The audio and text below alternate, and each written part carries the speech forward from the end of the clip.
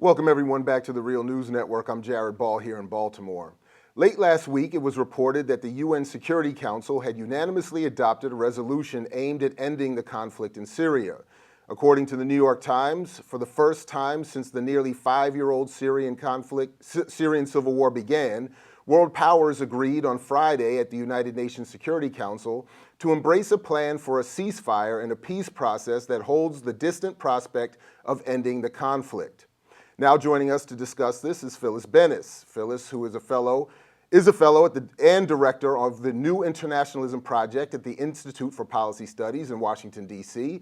She is, of course, author of many books, including her forthcoming book, Understanding ISIS and the New Global War on Terror, a primer. Welcome back to the Real News, Phyllis Bennis. Good to be with you, Jared. So how do you take this resolution adopted by the United Nations Security Council? Is it a real step towards peace in that region? I think right now, given the depth of the war that has already killed 250,000 people at least, has driven somewhere between 11 and 12 million people out of their homes, 6 million people out of their country, it's a little late, way late, and the notion that it somehow is by itself a step towards peace is probably more dramatic than it could be. It is important that the Security Council has taken a position. Whether this is going to stand as the basis for new talks remains very uncertain. There are some concessions that have been made on all sides. The U.S. has conceded that the constant call that Assad must go, the call for regime change, is not in the language here. There is no reference to whether, for example, the current president could run in the election. On the other hand, there is no guarantee, as the Russians had wanted early on, they have given that up, for the recognition of the legitimacy of the Assad regime. So there's been some concessions on both sides. One of the big questions, of course, is going to be on the very tricky issue of how is it to be decided who participates in these talks. The initial talks will not include Syrians, which of course means it's a very limited game.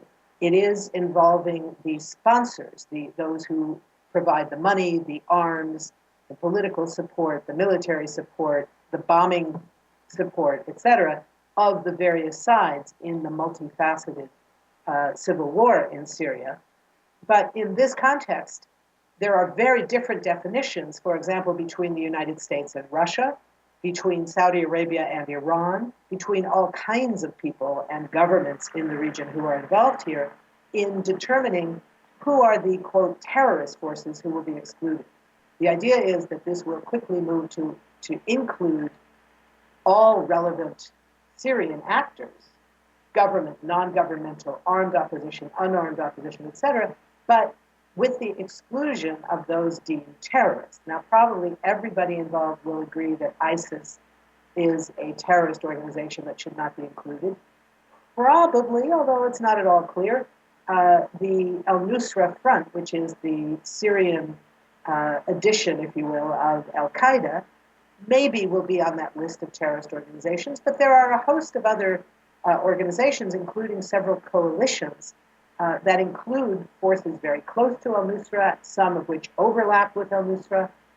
So determining exactly who is going to have the right to sit at the table is going to be very, very difficult and could lead to a collapse of this effort.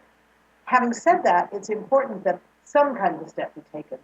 The current situation is absolutely horrific for ordinary Syrians who are paying the price for all of these outside actors from Saudi Arabia and Turkey and Jordan and the UAE and the United States to Iran and Iraq and Russia, all of whom are fighting to the last Syria among themselves. So this is something that was desperately needed.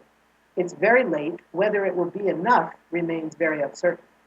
Now, Phyllis, you did mention that Syrians are themselves not involved in this discussion. I'm wondering how best you assess how Syrians or different aspects of the Syrian population feels about these discussions at the Security Council and what many of them would like to see happen.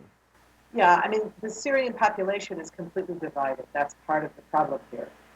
What they share, I think, is a desperation at the conditions in which they're living. massive bombing attacks by the regime, massive bombing attacks by Russia, massive bombing attacks by the United States. All of these attacks, with various degrees of intentionality, are killing civilians. So that's what Syrians share. That's what Syrians are all living under now, those who have not been forced into exile already. So I'm sure that, one, they want that to stop. They want the war to stop. Among the opposition forces, there are differences.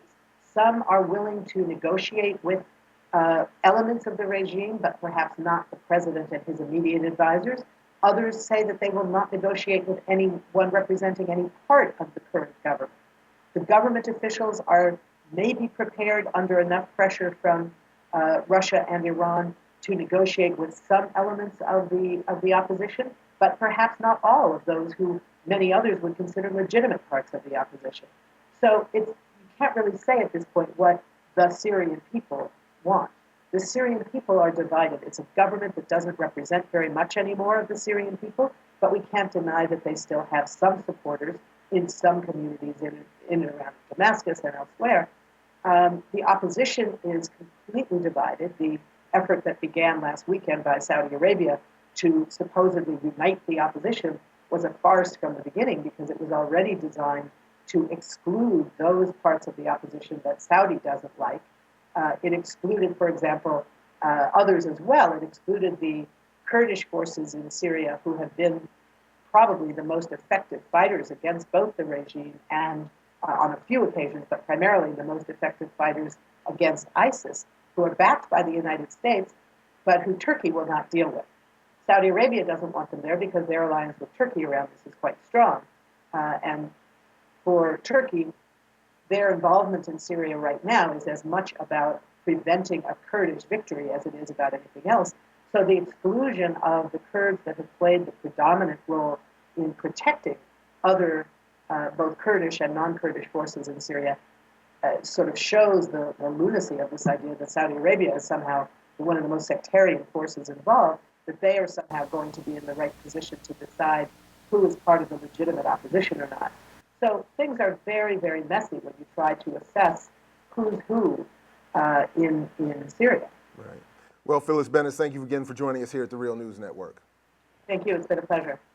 And thank you for joining us. For all involved, again, I'm Jared Ball here in Baltimore, saying, as Fred Hampton used to say, to you we say peace if you're willing to fight for it. So peace, everybody, and we'll catch you in the whirlwind.